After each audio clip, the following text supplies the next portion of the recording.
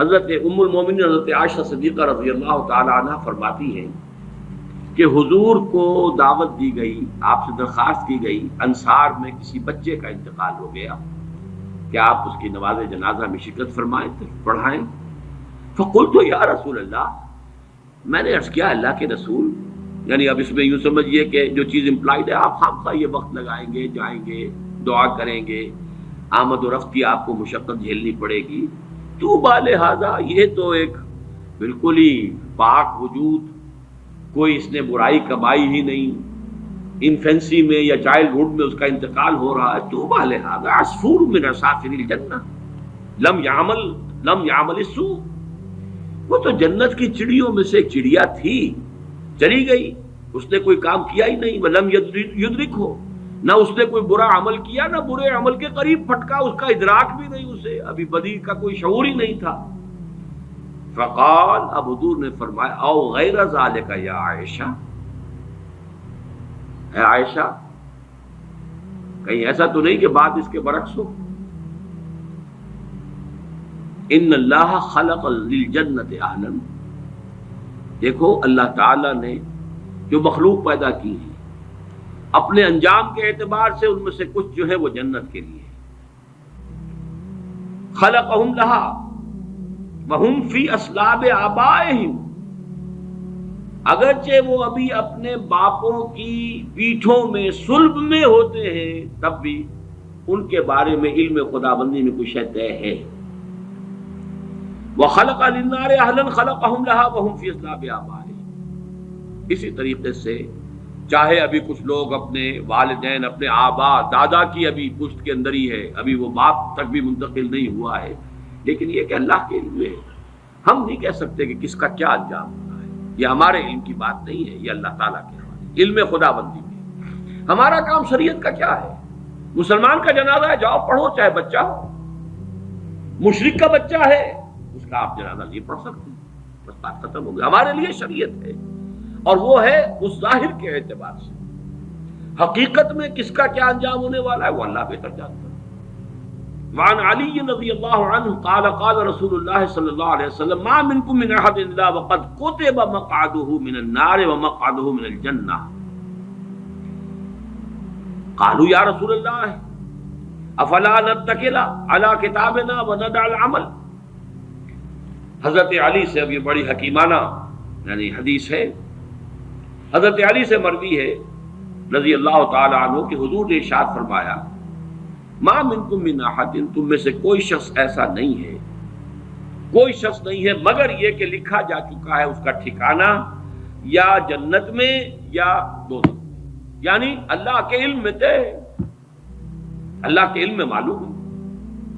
محنت کرو گے، کوشش کرو گے، لیکن یہ کہ جو انجام ہے وہ اللہ کے علم میں ہے، کتاب میں، من قبل ان نبراہا،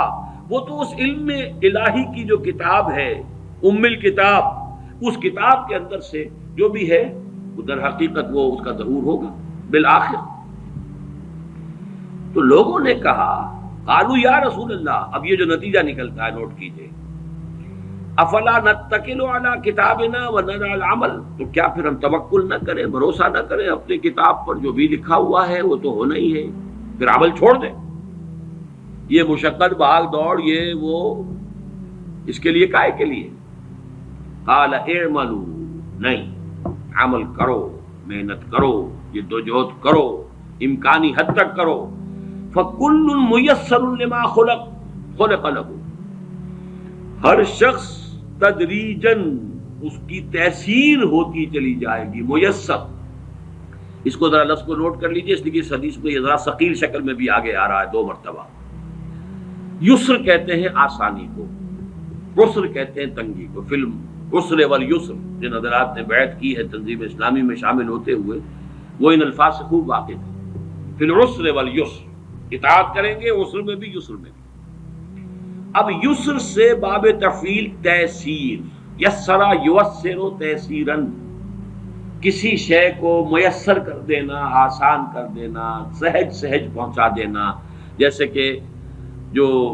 سورۃ اللیل ہے آخری پارے میں، فَسَنُيَسِّرُهُ لِلْيُسْرَىٰ وَسَنُيَسِّرُهُ لِلْعُسْرَىٰ، آہستہ آہستہ ہم اسے الیسرا میں پہنچا دیں گے یا آہستہ آہستہ وہ العسرا میں پہنچ جائے گا. تو کل میسر لما خلق لہ، ہر ایک جو بھی اس کتاب کے اندر درج ہے اس کے مطابق اس کی تیسیر اور توفیق ہو جائے گی. اما من کان من اہل السعادۃ فسیسر لعمل السعادہ، تو جس کا اللہ تعالیٰ کے اس علم میں سعادت کا ہے انجام، وہ سعادت کے لیے آسان کیا جائے گا، اس کے لیے سعادت اور نیکی کے راستے کھول دیے جائیں گے، کھلتے چلے جائیں گے. وَأَمَّا مَنْ كَانَ مِنْ أَهْلِ الشَّقَاوَةِ شَقِيٌّ وَسَعِيدٌ، یہ ہم اس حدیث میں پڑھ چکے ہیں متفق علیہ میں، یہ بھی لکھ دیا جاتا ہے. تو فرمایا فَسَيُيَسَّرُ لِعَمَلِ الشَّقَاوَةِ ثُمَّ قَرَأَ فَأَمَّا مَنْ أَعْطَى وَاتَّقَى وَصَدَّقَ بِالْحُسْنَى فَسَنُيَسِّرُهُ لِلْيُسْرَى. اب یہاں دیکھیے آیت جو کوٹ کی ہے آپ نے وہ بالکل وہی ہے. 4 شرطیں پہلے انسان پوری کرتا ہے، 3 کم سے کم 3 آتے. فَأَمَّا مَنْ أَعْطَى وَاتَّقَى وَصَدَّقَ بِالْحُسْنَى فَسَنُيَسِّرُهُ لِلْيُسْرَى. جو شخص اعطا، جود، سخاوت، لوگوں کی تکلیفوں کو رفع کرنے کے لیے اپنا مال خرچ کرنا، اس کے لیے کوشاں رہتا ہے، پھر بچتا ہے، لوگوں کی دل شکنی سے بھی بچتا ہے، لوگوں کو نقصان پہنچانے سے بچتا ہے، اللہ کے احکام کو توڑنے سے بچتا ہے، اور صدق بالحسنى، اور جو بھی سچی اور اچھی بات سامنے آئے اس کی تصدیق کرتا ہے. یہ 3 شرطیں پوری کرو گے فَسَنُيَسِّرُهُ لِلْيُسْرَى، تو ہم اس کو سہج سہج مشکلات جو ہیں اس راستے کی آسان سے آسان کر دیں گے، دروازے کھولتے چلے جائیں گے. جیسے کہ فرمایا وَالَّذِينَ جَاهَدُوا فِينَا لَنَهْدِيَنَّهُمْ سُبُلَنَا، اپنے راستے ان کے لیے کھولتے چلے جائیں گے. اور اس کے برعکس فَأَمَّا مَنْ بَخِلَ وَاسْتَغْنَى وَكَذَّبَ بِالْحُسْنَى فَسَنُيَسِّرُهُ لِلْعُسْرَى. تو آیات کا حوالہ دیا حضور نے اس حدیث کے اندر.